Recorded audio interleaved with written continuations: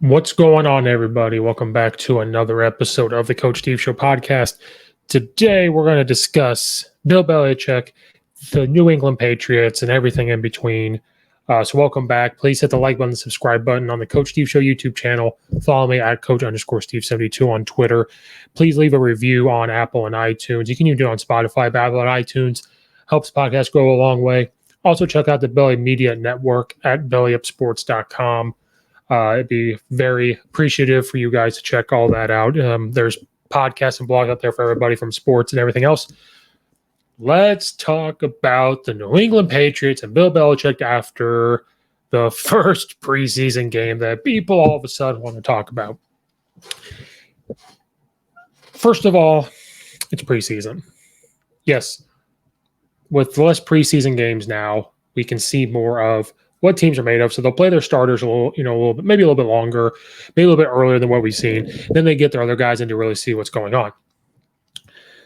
So people have overhyped my Chicago Bears, which we're not going to get into. Talk about all that stuff. So let's talk about Bill Belichick and the New England Patriots. People have already started to discuss, is Bill Belichick stuck in his ways? Is he a guy that's not going to adapt with what's going on?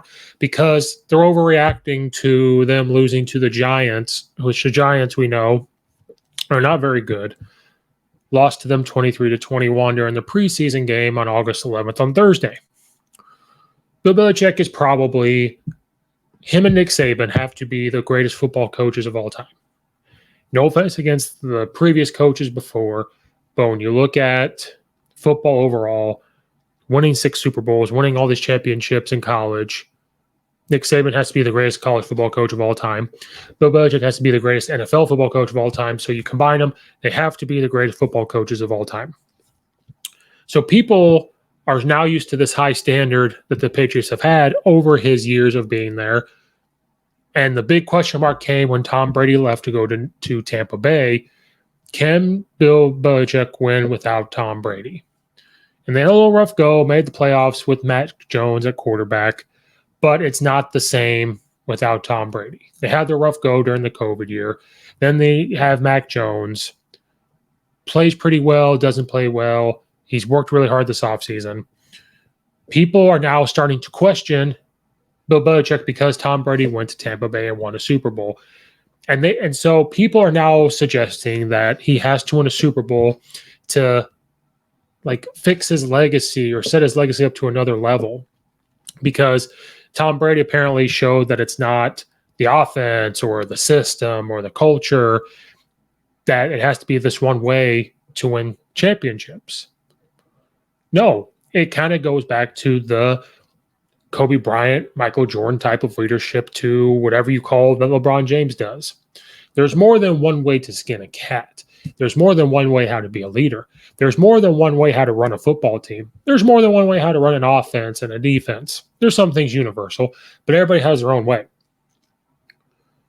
Bill Belichick ran this type of culture when he was at the Browns. And the Browns have not had a success like that since he left. So the conversation now is he stuck in his ways?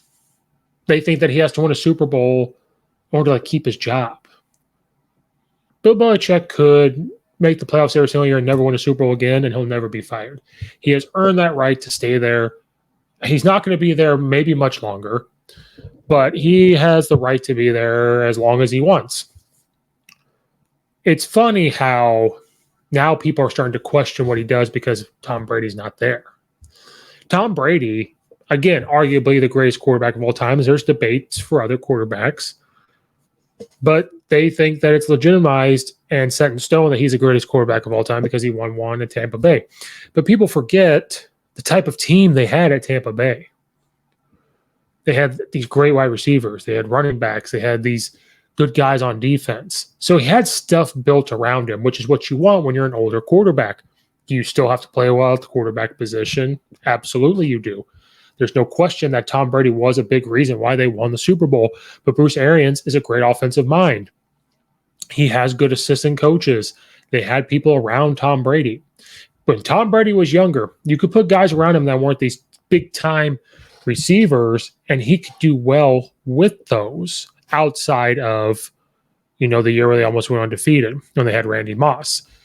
And then over time, people had gotten better, but Tom Brady made them better. Then you get to a certain age where you need legitimate threats around you to make you look good. Do they win the Super Bowl without Tom Brady? Not necessarily. So they needed that. To have a rookie and Mac Jones come in and get you to the playoffs last year, I think shows Bill Belichick kind of knows what he's doing. But the question becomes, when this offseason? Now, Bill Belichick has lost assistants before. They always come back. Matt Patricia come back after being fired from the Detroit Lions. Joe Judge has come back after being fired at the New York Giants. They always come back. Josh McDaniels went on to the Denver Broncos, made his way back, and became offensive coordinator once again with the New England Patriots. Now, Coach Belichick has kept it under wraps of who he's going to have calling offense. Well, you saw it the preseason. This is where things kind of blew up, is you saw Joe Judge and Matt Patricia calling offense. Now, why is this a big deal? Matt Patricia has been Coach Belichick's defensive coordinator. He is known for defense through his career, but we'll talk about his previous stops. Joe Judge was a special teams coach, I think helped out with the wide receivers. So he didn't go out and hire a new coach to bring in to be the offensive coordinator.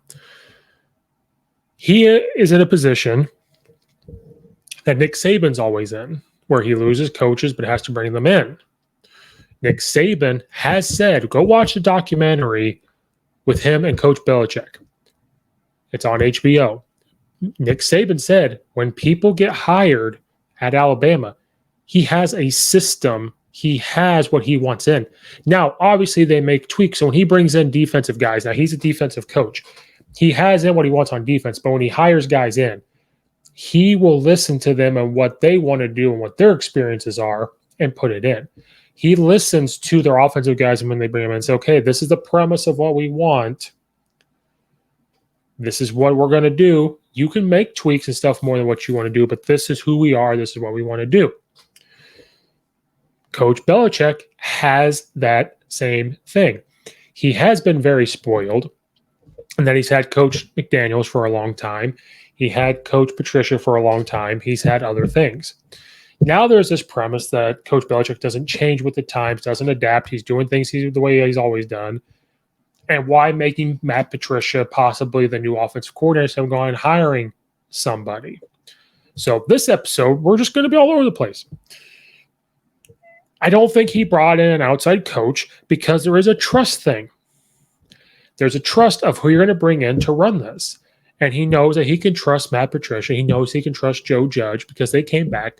He knows he can trust them. So it's probably going to be a co-type of thing. Now, he came out and said that they're going to try it out during the preseason and see who they want. But people are up in arms because Joe Judge has never called offense before. And they claim that Coach Belichick is putting this premise on, it's not that hard to run offense. Well, how do you know that's what's happening? Coach Belichick is a defensive guy, but he understands offense. He and Tom Brady was all the time we talk about offense.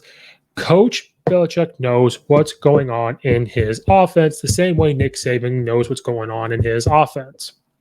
So this premise that people are talking about, that it's not hard to run an offense because, look, he's just going to hand over to a defensive guy. No, not necessarily. I think that there was nobody out there that he wanted to bring in and trust them enough. Maybe he did talk to people and he just didn't like what they were about, so he didn't bring them on. This was not a spur of the moment thing. It wasn't like it was August when he said, you're going to go call offense. When they came in, he already knew this is probably what he was going to do. They've been working on it. They understand it. They understand what they have. Now people are saying, well, look at the type of offense they run. They're not adapting with what's going on. You have to have a quote-unquote mobile quarterback. Why did you get Mac Jones? If Coach Belichick wants to have a pocket presence quarterback and make him into a Tom Brady type, that's what he's going to do. And he does adapt to what he has and is able to win with what he has. When they won his first reign of Super Bowls, Tom Brady had to come in and play well, of course, but those defenses were monsters. absolute monsters. And then the next strain of Super Bowls, he adapted and knew, well, I have these type of players. I have Tom Brady. We have guys that we can get the ball to. We have these running backs. We can mix it up pretty well. He and Coach McDaniels came up with game plans, and they're able to move the ball around in different places. So he does adapt. Last year was a younger team. He had to figure it out and see what Mac Jones could do, has trust in him. He wanted to keep Jimmy G, and I think he thought Jimmy G would be the future. And so he had to adapt with what he had coming into last year. All you football coaches out there, it's not too late to still be looking up drills. I know we're in our football seasons, going into our football seasons, but it's never too late to get back to the basics. And Coach Stone has done just that by creating his Back to the Basics drill manuals. So if you go to CoachStoneFootball.com, click on Back to the Basics drill manuals, there's drills out there for everything: special teams, offense, defense, strength and conditioning, everything. He has done all the work for us to be simple, to get these drills to help us. You could be using them in youth, high school, and even college. We make things too complicated. We need drills that are simple and back to the basics. His very first book is over 500 pages of drills. So go to CoachStoneFootball.com, click on Back to the Basics drill manuals, and let's get back to the basics. Thank you, Coach Stone, for sponsoring the podcast. Football coaches out there, do you ever stop and think about all the hits your big guys are taking in the trenches, your D line, your offensive line, because they hit each and every play? And that's why it's the best position in football. But they take a lot of hits in practices into the game. It's a lot of hits they're taking, a lot of blows. So there's a way to protect those shells and reduce the impact those guys are taking each and every week. And it's Guardian Caps at Guardian Sports. It helps reduce the impact by up to 30%, which is huge. So there's a way to protect the helmets, protect those guys. Again, that's Guardian Sports. If you go to guardiansports.com/guardian-caps and you use the code 15 off, it's going to save you 15% off your order. There's different colors out there, and it doesn't matter if you buy 1, 2, 3, 4, 100. Doesn't matter. It's worn by over 5 NFL teams. More NFL teams are adding more and more each day, and you're seeing on TV. And over 200 plus colleges. Again, you're seeing colleges left and right get them. There's a reason why they're getting them, and that's why you see a lot of linemen and defensive linemen wear them. You've seen Alabama, Georgia, Oklahoma, Penn State, and big-time NFL teams wear them. So if it's good enough for them, it's good enough for us. And I know it costs money, but I'm here to save you money. So guardiansports.com/guardian-caps and use the code 15 off. It will save you 50% off your order. Thank you, Guardian Sports, for sponsoring this podcast.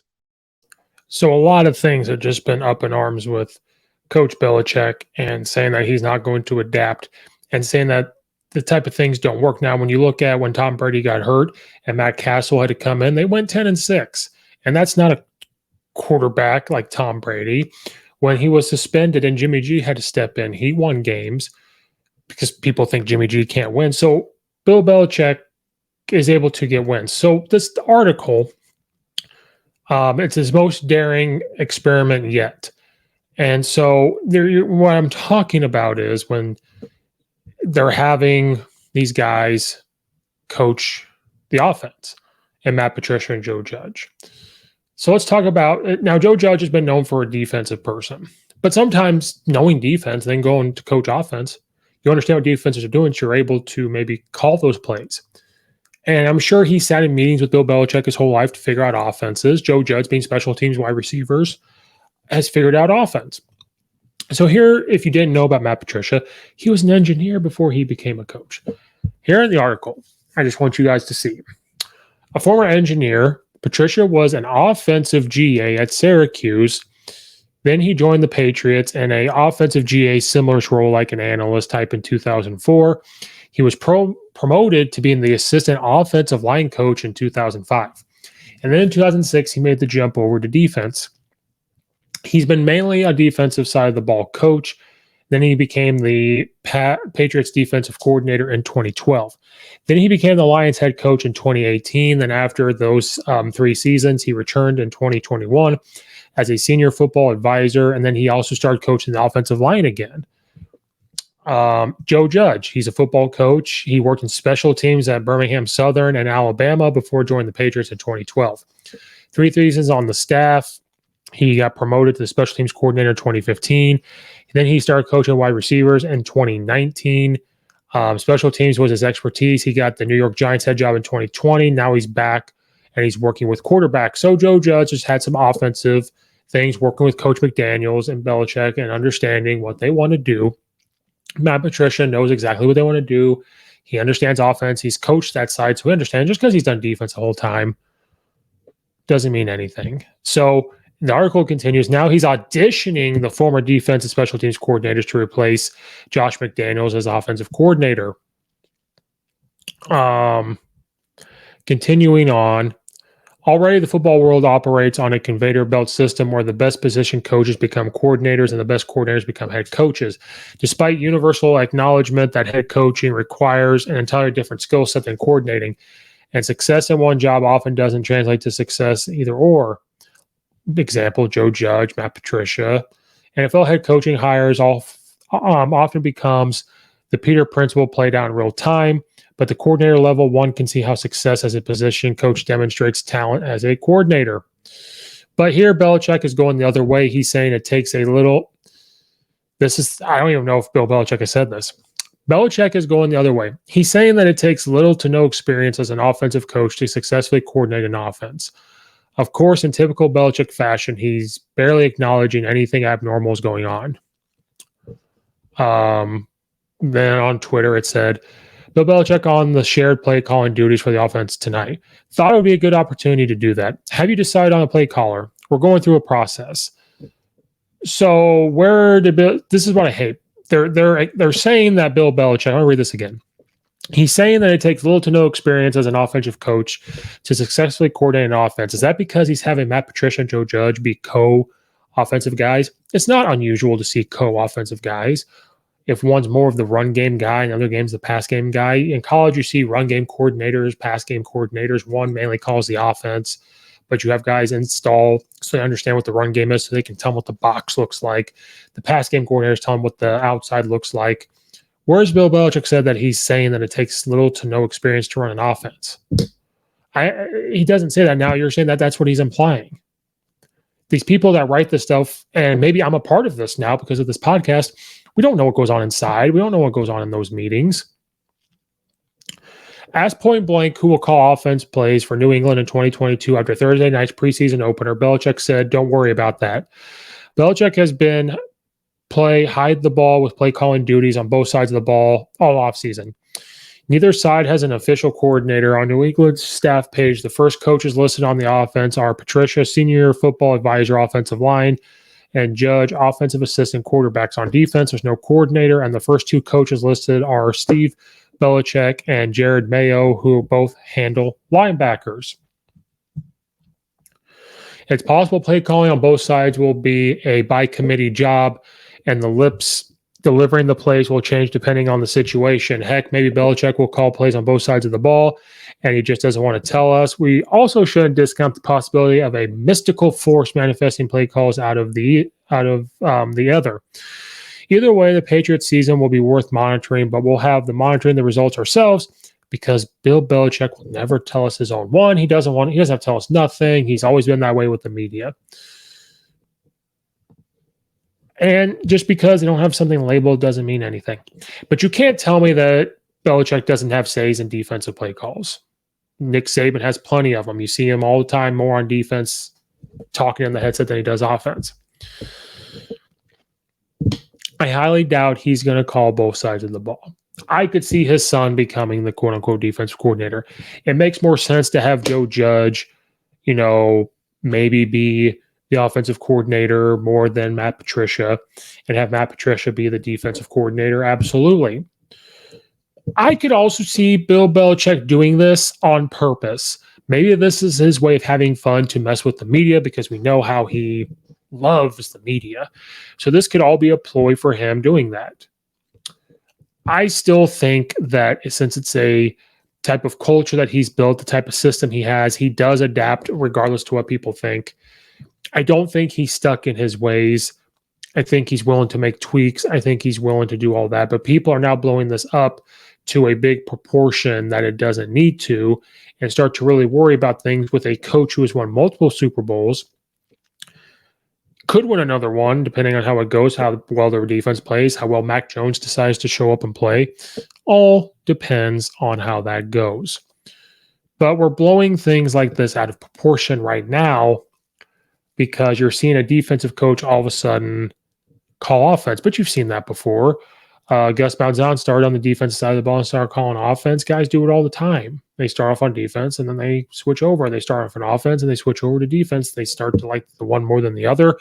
And being an offensive coach and then going to the defensive side helps you understand offenses more as a defensive coach and vice versa. And this could be done to mess with people.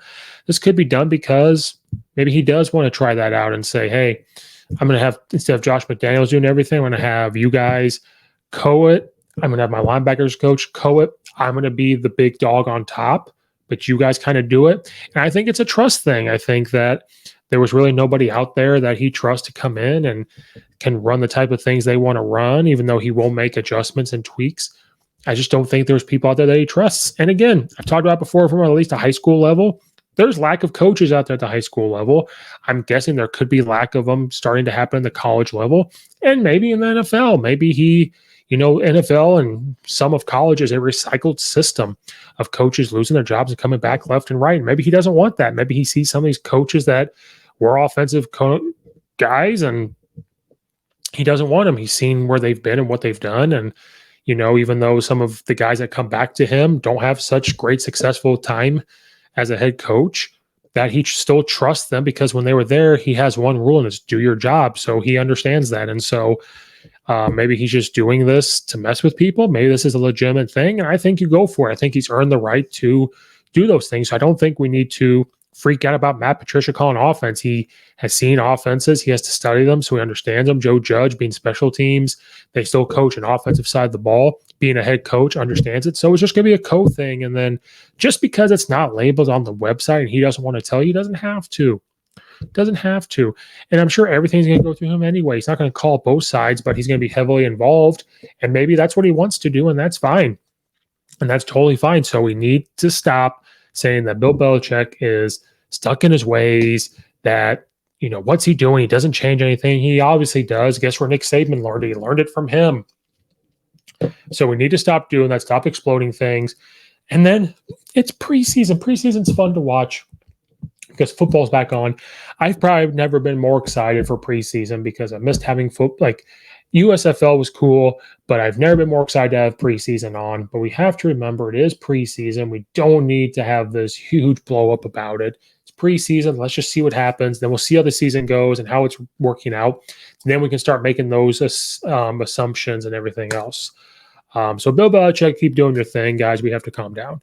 Thank you guys for watching or listening. Like and subscribe. Follow me at Coach_Steve72 on Twitter. Leave a review on Apple and iTunes. Check out all the affiliates in the description below, all that good stuff.